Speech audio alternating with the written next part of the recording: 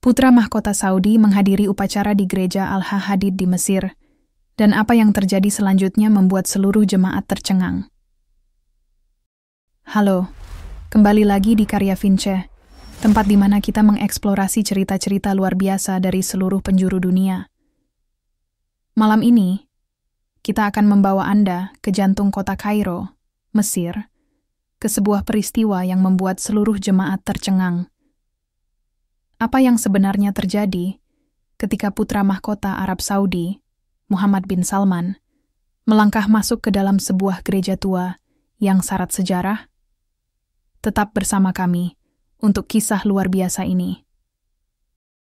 Malam itu di Kairo, ibu kota Mesir yang penuh warna, hiruk-pikuk aktivitas menghiasi jalan-jalan saat matahari terbenam menyinari kota dengan semburat emas dan merah muda. Di antara arsitektur bersejarah dan kekayaan budaya kota itu, berdiri gereja Al-Hadid, bangunan megah berusia berabad-abad yang menjadi kebanggaan komunitas Kristen Koptik. Pintu besi gereja, halus oleh waktu dan generasi yang berlalu, menjadi saksi bisu sejarah panjang yang dipenuhi keheningan. Di halaman gereja, keluarga-keluarga berkumpul sebelum kebaktian dimulai. Tawa anak-anak menggema di udara saat mereka bermain di bawah bayangan menara lonceng yang ikonik.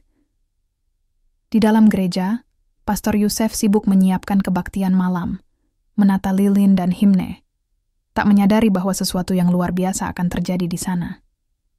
Saat itu, suasana damai di gereja terganggu oleh suara derit pintu kayu yang terbuka. Jemaat, awalnya terganggu oleh gangguan kecil itu, berbalik dengan rasa ingin tahu. Sosok tinggi dengan tobe putih sederhana dan bish hitam melangkah masuk. Dalam keheningan yang mendalam, wajahnya terlihat jelas di bawah cahaya lilin. Gumaman mulai terdengar di antara jemaat. Sosok itu adalah Muhammad bin Salman, putra mahkota Arab Saudi, salah satu tokoh paling berpengaruh di Timur Tengah. Kedatangannya adalah sesuatu yang tak pernah dibayangkan siapapun di tempat itu. Seorang pemimpin dari negara yang jarang memiliki gereja, memasuki tempat ibadah Kristen.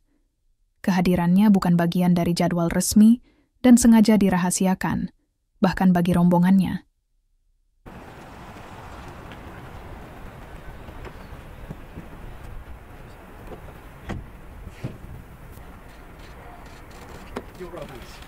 Very good to meet you indeed. Thank you so much for taking the time. Very lovely to see you.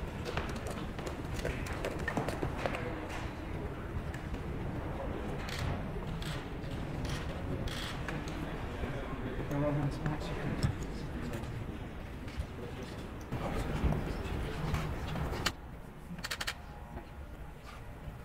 May I present the Bishop of Leeds, and the Bishop of Newcastle. I think you know, this is the Pro-Vice Chancellor of Birmingham University. And Sarah Kilroy, who is our head of consulate. We don't have actually, this is obviously the most significant. We had, this fragment was originally bound with another 7 pages, and it was one of our PhD researchers together with our conservation department, and the expectation would be that it would be written very quickly afterwards. So it's an extremely significant manuscript. So it had been made a palimpsest of a recycled manuscript, so that was to prove that this was a genuine manuscript from the early 7th century. Later in the year we're having something done called X-ray fluorescence, so we'll be able to look at the constituents of the inks to analyse what the ink's made of. In the absence of catalytic.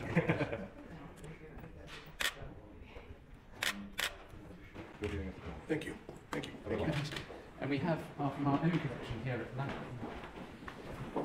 Yes, we had a very rich record in that. So just an example of the 3 faiths crammed together, in which case we brought up here especially for this file. It was already a very expensive book to have it brought over, shipped over from Venice where it had been printed, but where most of the copies had actually been burned, been destroyed. But the early interest in the 17th century onwards in both 15th century from India, which was presented to Archbishop Lamberton in the 19th century. Lalu, apa yang dilakukan sang putra mahkota di dalam gereja ini? Bagaimana momen ini menjadi simbol kemanusiaan yang melampaui batas agama dan budaya? Jangan kemana-mana, karena kisah ini akan membuat Anda merenungkan arti dari persatuan dan iman. Putra mahkota berjalan dengan tenang menuju bangku kosong di bagian belakang gereja. Tanpa pengawalan atau kemegahan, ia duduk di antara jemaat, mencoba menyatu dalam keheningan yang damai. Pastor Yusef, meskipun sempat terkejut, segera menyambutnya dengan hangat.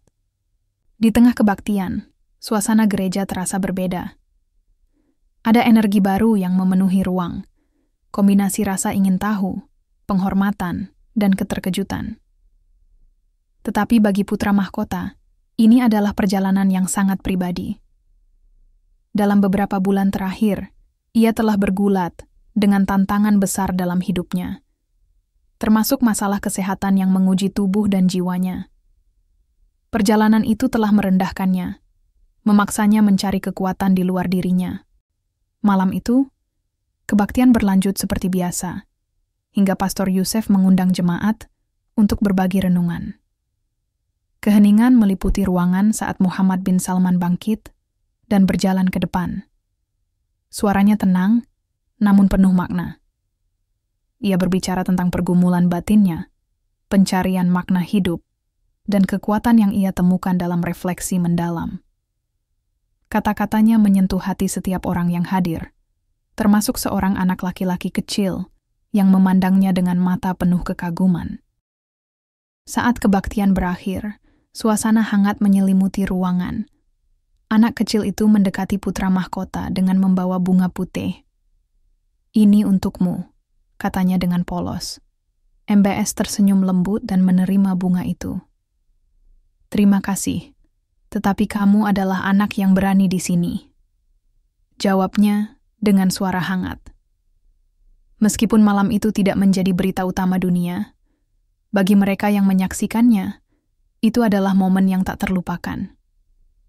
Kehadiran seorang pemimpin besar di sudut kecil Kairo mengajarkan tentang kekuatan refleksi, iman, dan kemanusiaan yang melampaui perbedaan budaya maupun agama.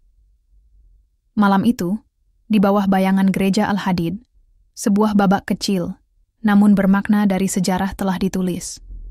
Mereka yang hadir tahu bahwa mereka telah menjadi bagian dari sesuatu yang lebih besar. Momen langka di mana dunia sejenak terasa bersatu.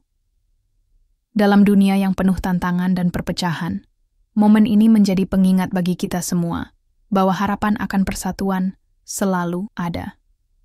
Di tengah perbedaan budaya dan keyakinan, ada satu hal yang tetap abadi: kemanusiaan.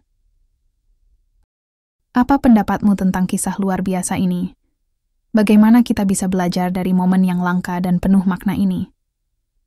Bagikan pemikiranmu di kolom komentar.